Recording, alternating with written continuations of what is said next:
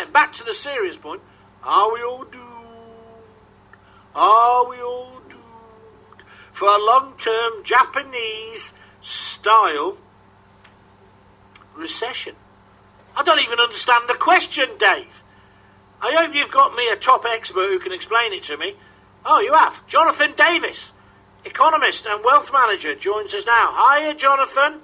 Hello, John. What on earth has been doomed for a long-term Japanese-style recession? Are the wheels coming off the cart? Tell me.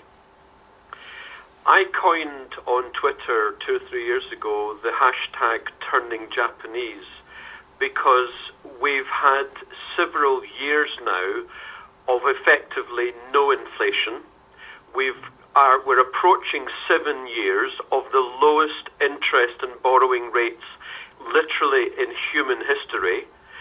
And when you consider in Japan from their peak in 1989-90 till a couple of years ago, nearly a quarter of a century, they had zero interest rates, they had practically no growth, and their stock market fell 80%, their house prices fell 60%, more in Tokyo. We are clearly experiencing similar conditions to Japan in the 90s and 2000s. We could well be turning Japanese, which means we could well be entering a multi-year economic depression. Let me ask you then, could it be as bad as it was for Japan during that period? And secondly, could it be worse than the recession that we've only just begun to got over for the last 5 or 6 years? Is it going to be worse? Is that what you're saying? It could be as bad as Japan experienced for nearly a generation. And with regards to 2008, in reality, we've never actually got out of that. Because what happened then was we had the biggest economic and financial collapse in history. And to get us out of that, instead of allowing it to clear, they bailed out the banks by borrowing, just in the UK alone, nearly £1,000 billion from our children. So they bailed out the banks, but of course increased our overall debt. And then they slashed interest rates from 5% to 0.5%. Yeah. All that did was bought a few years of relative calmness. But then we get to 2014 when we had 3% economic growth. Last year when the figures come out, we will see that it was about 2% growth. This year I'm forecasting sub 1% and possibly a recession. The point is, whenever we have a next recession, and we'll have one at some point, they cannot do the one thing that they've done every time we've had a recession in the last 40 years. Cut interest rates. They can't do it. They cannot do it. Yeah. And that's the reason why, even though they'll help out the banking system again when it hits the fan, it won't actually, whatever they do, help the real economy. Okay, Jonathan, you're a bright bloke. What should they have done then? It's all right for you to criticise. What should they have done? Because I'm against the way they bailed out the banks and left the rest of us all in debt, and they left all our kids in debt, and now kids can't go to university, and now we've got austerity and all the rest of it. I'm with you, but what should they have done? They should have allowed a thing to happen, which unfortunately we've forgotten about. It's called capitalism. In capitalism, there's no way on earth that you'd have bailed out those failed businesses. You'd have let them go bust.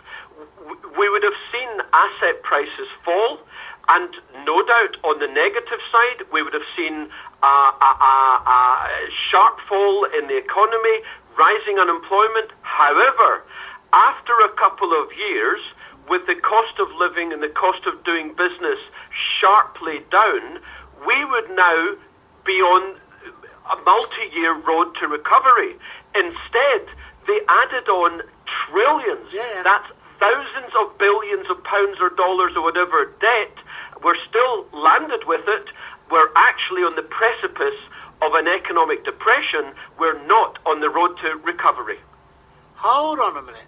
Are you saying then they should have let banks go to the wall? Are you saying we should have let people climb the stairs and stand on the balcony and throw themselves off? That's what should have happened. I'm not suggesting we should have. No, but that is what would have happened, isn't it, though? That is what, I mean, I'm using that as a metaphor. Well, it's a ridiculous metaphor because Why? if people have got them so in hock because they've borrowed beyond belief speculating in the markets, why should I bail them out when they mess up? Okay, John. The answer is I shouldn't. Everybody was doing it, including the banks themselves. Everybody was part of this feeding frenzy, weren't they? I mean, I was running businesses at this period. They couldn't help themselves. I mean, I always say this about the bank. They walked up the aisle with you. They effectively paid for the wedding. They were massively keen to give people money. That's why the whole thing collapsed. Absolutely, it collapsed under the weight of debt. Unfortunately, governments got together and decided to bail those guys out, those reckless lenders. Well, they shouldn't have done so.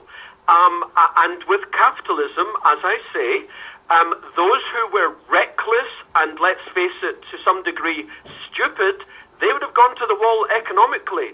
But the prudent would now be on top. Instead, several years later, and I hasten to say, we're just at the end of the economic cycle, which started in 2009, so we're about to go into a big downturn, which is the whole part of this conversation. Several years later, we see the reckless have got stronger, the too big to bail banks are even bigger, and those who have been prudent, those who had savings, well, of course, they've had no interest on their savings for several years. And those who didn't borrow fantastic sums of money to get into the property madness, they've had to pay higher and higher rents. So we need an about turn. We need to bring back capitalism. So banks should have been allowed, we should have just let those banks go bankrupt. Because not only that, we bailed them out, didn't we? And we allowed them to move to toxic debt as well. In fact, even with RBS, where we, the mugs, the taxpayers, have got all the crap debt, and they were let off scot-free. And hardly anyone's gone to prison. If I'd done this in the private world, I'd be in chokey now, Jonathan. Except it was the private world. The banks were private companies. Of course they were. They were owned by shareholders. And yet, when it all hit the fan, they were bailed out by the politicians and the central banks, and you and me, we and our children, we are the ones that funneled massive amounts of money up to a tiny elite. That is not capitalism. That is cronyism, or in some ways of looking at it, that is socialism.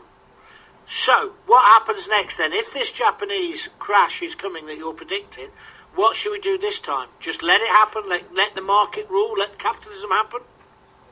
To a large degree, yes. Maybe not entirely, but to a large degree.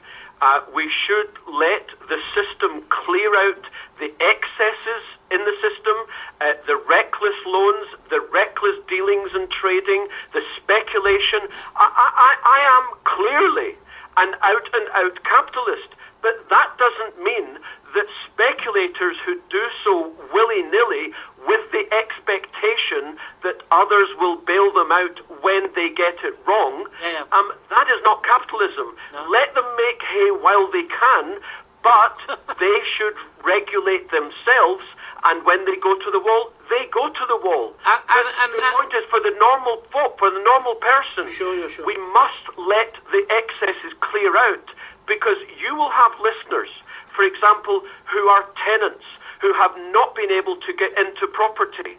And we're talking about huge numbers under the age of 40, not 30, 40. And if we let house prices fall by bringing back capitalism, then those under 40s will finally be able to get into the system economically and provide for themselves and their family, and that's what will help the economy to get back on its feet, not by bailouts. Fascinating stuff. And of course, since the turn of the year, the markets have been in turmoil, and of course everyone's concerned about China. And I see today the market is being described as shuddering and is down by 3%. This is going to happen, isn't it? I've been forecasting an actual recession in 2016 for several months, and that's not just for the economy, but also for the stock market. And it seems likely that at the very least, global equities will fall 20-30% from top to bottom, top being sometime last year. But it could well be at 2008. It could be 2008 Mark II, which means we could be looking at 40 to 60% in equities. But certainly, where we stand right now in January 16, you do not want to have a lot of money in equity and property if we're moving into a deflationary fall. One of my listeners, Tom Pawley, says, what does your expert, Jonathan, think will happen to the oil price? Well, it's already fallen over the last year and a half from $110 a barrel to about $30 a barrel. The joke is that an actual barrel is worth more than what's inside the barrel now. So, of course, oil will gyrate around these levels, but it's already come down 70%. So we have to reasonably expect that it's going to find a base around here. Can it go sub $20?